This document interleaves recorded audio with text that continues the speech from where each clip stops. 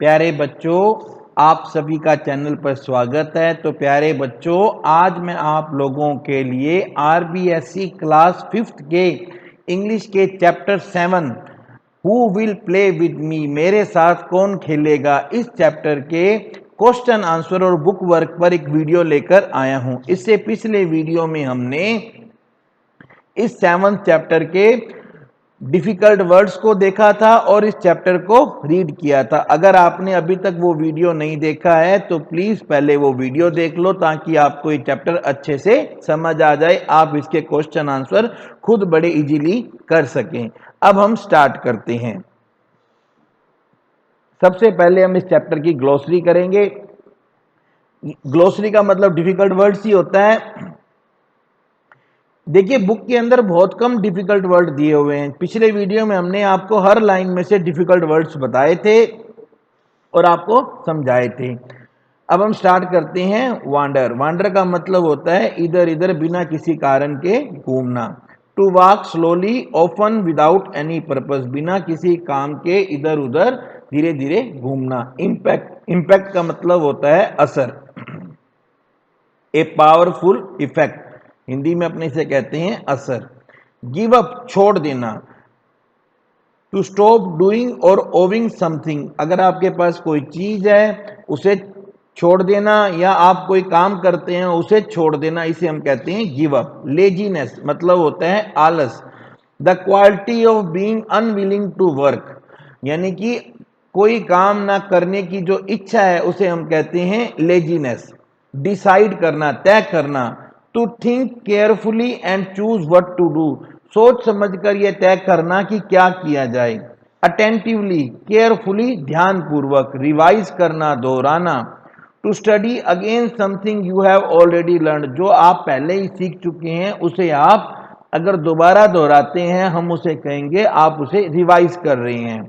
Punctuality, the habit of not getting late, अगर आप कहीं पर सही टाइम पर पहुंचते हैं, लेट नहीं पहुंचते हैं, या किसी काम, जो काम आपको कहा जाता है आपको करना होता है, अगर आप उस काम को सही तरीके से करते हैं तो हम कहते हैं कि आप पंक्चुअल हो।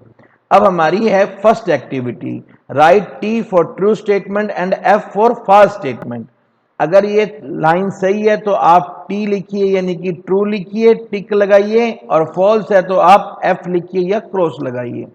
फर्स्ट है we should give up laziness, हमें आलस छोड़ देना चाहिए। तो बिल्कुल सही बात है, आलस बहुत बुरी बात है, हमें आलस छोड़ देना चाहिए। सेकंड है the peacock is free to play with the boy, मोर जो है वो लड़के के साथ खेलने के लिए फ्री होता है। बिल्कुल गलत है, आपने चैप्टर पढ़ा है, आपको अच्छी तरह से पता है कि मोर तो डांस कर रहा था, इसलिए वो बच्चे के साथ खेलने से मना कर देता है, तो ये आएगा फॉल्स। नेक्स्ट है Rohit plays with his friends in the morning, सुबह रोहित अपने दोस्तों के साथ खेलता है, तो आपको पता है ये भी गलत है। चैप्टर को आपने ध्यान से पढ़ा होगा तो उसमें यह था कि रोहित अपने दोस्तों के साथ शाम को खेलता है, not in the morning but in the evening, शाम को खेलता है, तो ये सेंटेंस भी आएगा फॉल्स। नेक्स्ट है there are many children in the garden, garden में, बागीचे में बहुत सारे बच्चे हैं, ये भी फॉल्स है क्योंकि एक्चुअली गार्डन में कोई बच्चा ही नहीं होता है, सभी बच्चे स्कूल गए होते हैं। अब हमें करेक्ट अल्टरनेटिव चूज करना है। ए पंक्चुअल बॉय, एक पंक्चुअल मतलब जो समय का पाबंद होता है, ऐसा बच्चा जो होता है do not miss his school, वो अपने स्कूल को कभी मिस नहीं करता है। रोहित बाद में पंक्चुअल बॉय हो जाता है। Who is not willing to work, कौन काम नहीं करना चाहता है। पीकॉक होता है वो नाच रहा होता है, डॉग अपने मालिक के घर की रखवाली कर रहा होता है, पैरेट अपना काम कर रहा होता है, सिर्फ रोहित ही ऐसा होता है जिसे स्कूल जाना होता है पर वो स्कूल नहीं जा रहा होता है। तो प्यारे बच्चों, आप तो पंक्चुअल बॉय हो ना, आप तो अपना डेली स्कूल जाते हो, अपना होमवर्क डेली करते हो ना, अच्छे बच्चे हो आप तो, मुझे पता है आप अच्छे बच्चे हो। Laziness is dash for us, laziness हमारे लिए अच्छी है, बुरी है, यूजफुल है, हेल्पफुल है, यानी कि लेजीनेस हमारे लिए बहुत ज़्यादा बुरी है भैया, इससे हमें बचना चाहिए, आलस बहुत बुरी है। नेक्स्ट है आंसर दी फॉलोइंग क्वेश्चंस, इन प्रश्नों के जवाब दीजिए। फर्स्ट क्वेश्चन है why did Rohit find no friends in the garden to play with, Rohit को बागीचे में कोई दोस्त क्यों नहीं मिला खेलने के लिए? तो इसका आंसर आएगा Rohit found no friends in the garden to play with because they had gone to school, क्योंकि सारे बच्चे जो थे वो स्कूल जा चुके थे, इसलिए रोहित को गार्डन में कोई भी दोस्त नहीं मिला। नेक्स्ट है why did the birds and animals in the garden not play with Rohit, जो बागीचे में पक्षी थे और जानवर थे वो रोहित के साथ क्यों नहीं खेल रहे थे?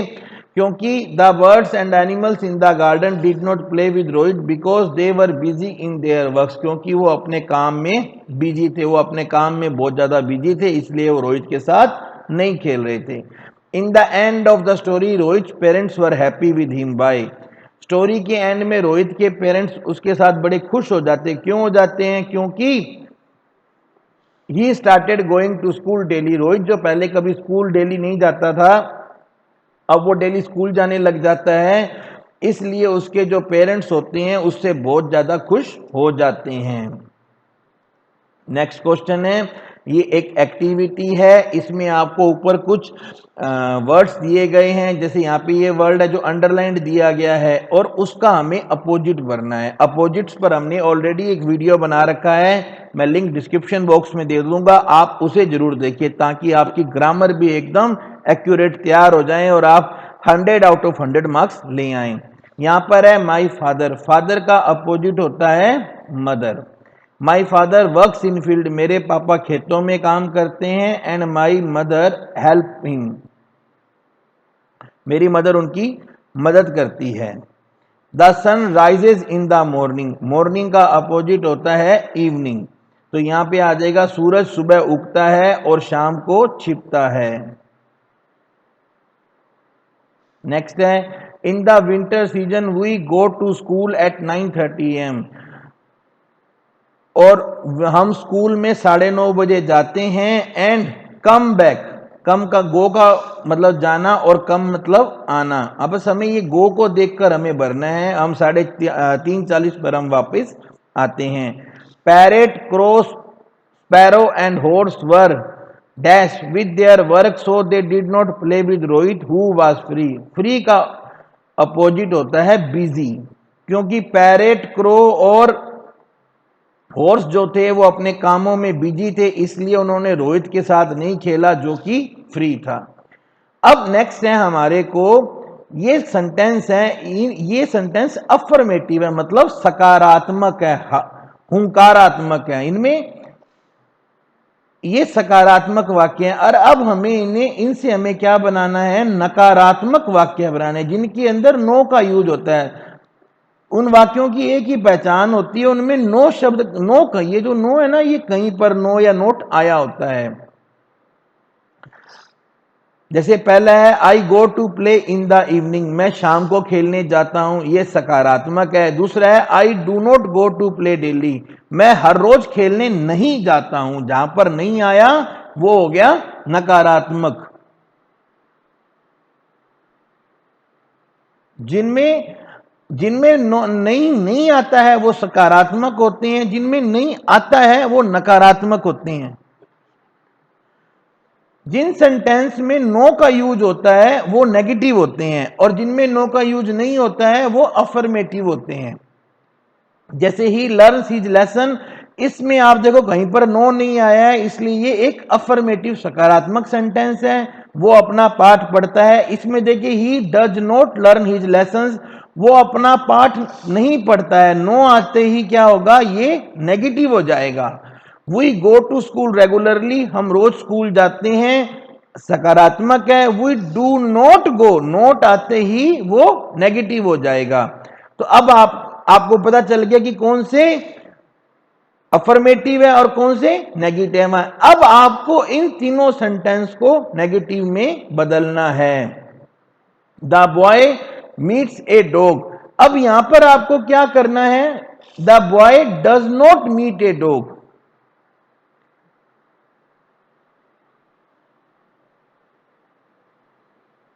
दूसरा है we play in the evening every day, second है we do not play in the evening every day.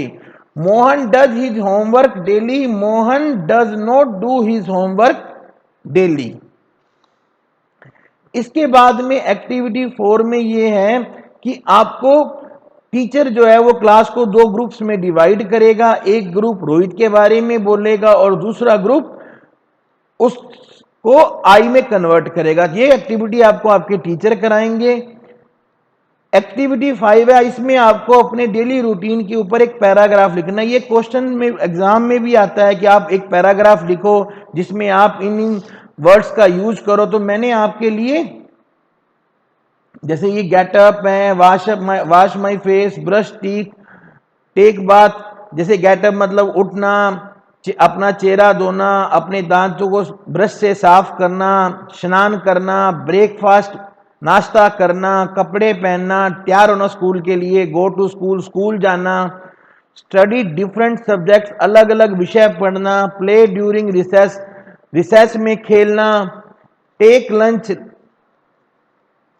Lunch खाना, return home in the evening, शाम को घर पर आना, प्ले गेम खेलना, do homework, have supper, TV देखना, गो टू बेड। इन सब लाइंस का प्रयोग करके आपको एक पैराग्राफ बनाना है। अब आपको ये पैराग्राफ मैं आपको बनाने में एक हेल्प कर देता हूं। ये देखो, ये एक मैंने आपके लिए एक पैराग्राफ बना रखा है। बस आपको इसमें क्या करना है, माई नेम इज, मैंने यहाँ पे, मुझे आपका नाम तो पता नहीं है, मैंने यहाँ आपके नाम की जगह खाली छोड़ दिया। आप इसमें अपना नाम भर लीजिए और बाकी का यहां से नोट कर लीजिए और आपका अच्छे मार्क्स इसमें आ जाएंगे। इसको याद कर लेना, ये क्वेश्चन एग्जाम में जरूर आता है।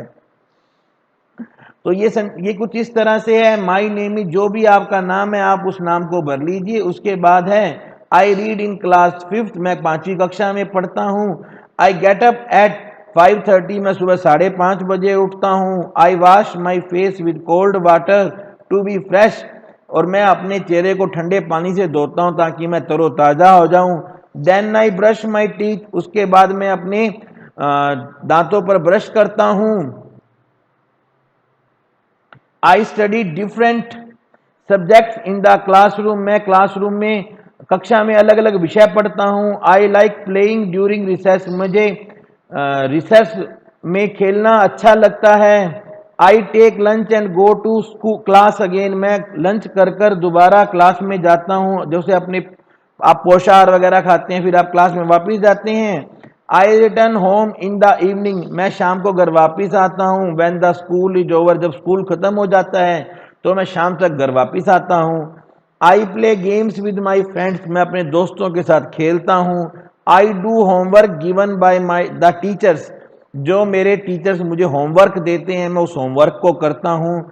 आई watch TV for half an hour after having supper, रात का खाना खाने के बाद मैं आधा घंटा टीवी देखता हूँ। At last I go to bed, और लास्ट में मैं बेड पर सोने जाता हूँ। तो ये मेरा डेली रूटीन वर्क है। तो प्यारे बच्चों, इस तरह से आपका ये चैप्टर फिनिश होता है। जैसा कि मैंने आपको बता रखा है कि हम लोगों ने ईवीएस, हिंदी, मैथ्स, हर एक सब्जेक्ट पर अलग अलग वीडियोस बना रखे हैं। आपको बिल्कुल टेंशन नहीं लेनी है और सिर्फ पढ़ाई करनी है ताकि आपके अच्छे से अच्छे मार्क्स आएं। और अगर आपने अभी तक चैनल को सब्सक्राइब नहीं किया है तो प्लीज़ सब्सक्राइब जरूर करना और अपने फ्रेंड्स को इस वीडियो को शेयर भी करो ताकि वो भी अच्छे मार्क्स लेकर आएं। Thank you, have a good day.